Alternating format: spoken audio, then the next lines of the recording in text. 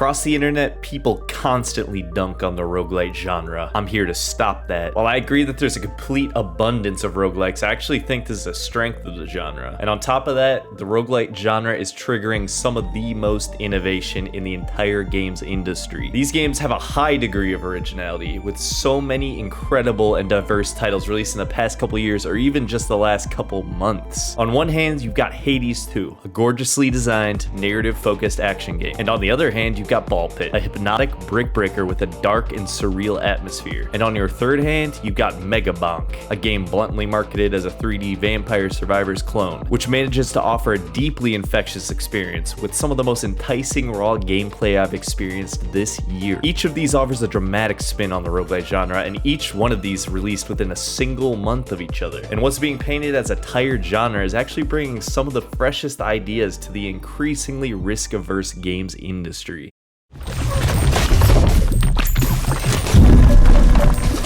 To me, I see roguelite as a loose framework rather than a strict genre classification. A roguelite is usually considered to be a game with permanent death, persistent upgrades from run to run, and often randomly generated levels, which is honestly a pretty loose set of requirements because the specificity or narrowness of game genres is quite the spectrum. On one end, you have a genre like RPG. This term could mean nearly any game in the modern day, from Expedition 33 to Cyberpunk. Save me! To Destiny. That wizard came from the moon. And on the other hand, you have an ultra-narrow genre like Brick Breaker. It hasn't changed much since Arkanoid. Not many things you could do that ancient genre, right? Well, that is until you slap the roguelite formula on it and end up with one of the most electric, satisfying games of the year with Ball Pit. The framework of the roguelike genre allows for so many paths of experimentation. You've got roguelite plus Brick Breaker plus base building making Ball Pit. You've got roguelite plus deck builder plus poker making Balatro. And you got roguelite plus action RPG plus character-driven narrative that equals Hades 2. These three games could not be more wildly different, and while I believe they all do interesting things mechanically and with the roguelite framework, they do even more to evolve the genre they are melding with it. To me, Balatro shines the most due to its unique, intriguing spin on deck builders by using a standard 52-card deck and twisting how players think about poker hands. It only uses the roguelite concepts of permanent death and distinct runs to add to the addictive process of creating wildly diverse builds. And since I'm terrible at poker, Balatro offers the opportunity to take my prior knowledge of poker hands and use it to be terrible at a completely different type of game.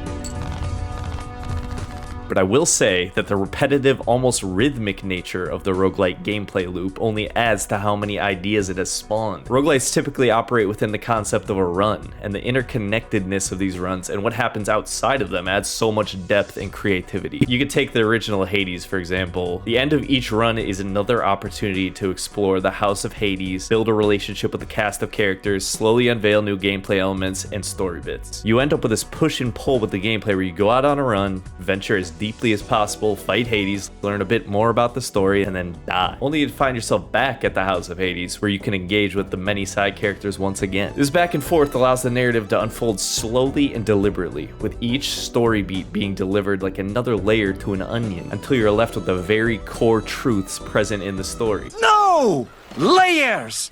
Onions have layers. The delivering of a narrative in this way is only uniquely possible through the roguelite formula. The layered, rhythmic cadence of a roguelite gives the player a consistent expectation that each time they fail a run, they will make progress, whether through gameplay upgrades or story progression. And it is this same addictive mechanic that has an increasing number of Balatro players forgetting what it means to experience the outside world. When this cyclical gameplay loop is deeply integrated into a game's core mechanics, it can create something truly special. One that I've always adored is the lineage system in the roguelite legacy games. You collect gold on your runs, which in turn earns you permanent improvements to your character's equipment and abilities through upgrades to your castle. However, each death in your run is considered that character's canonical death.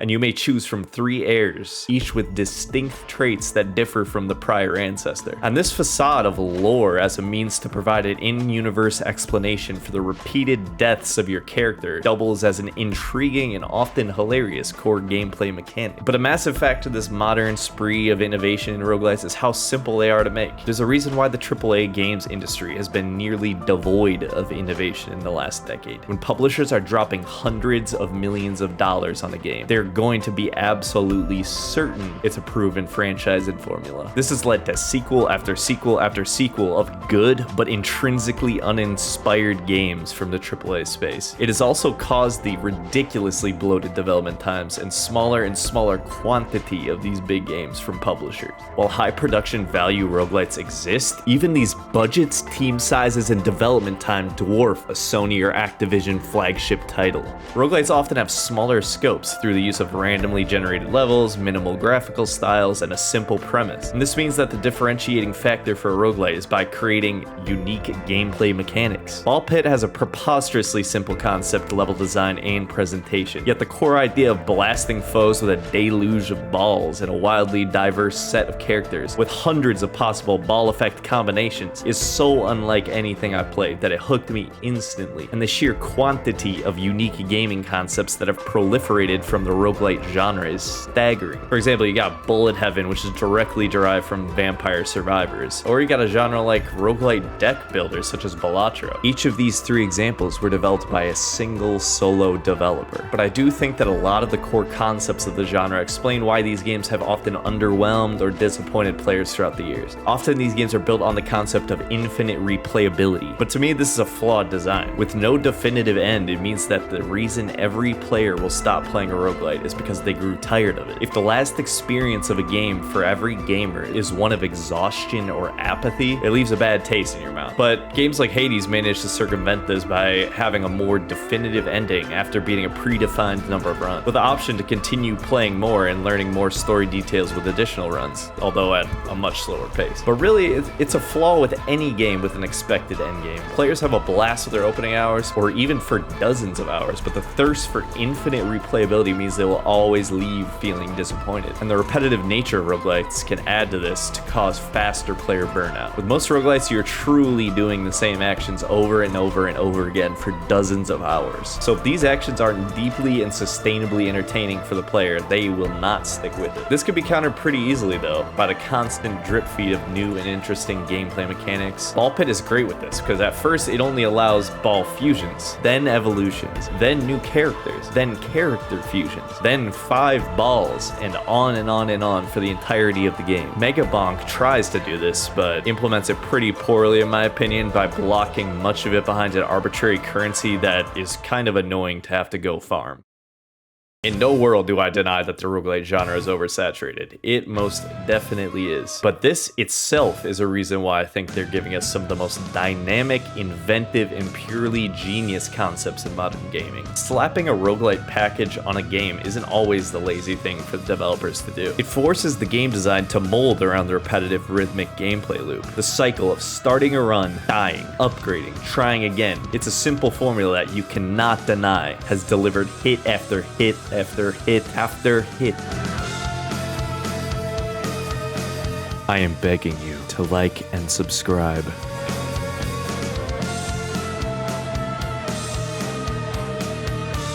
If there are no roguelite defenders left, I am dead.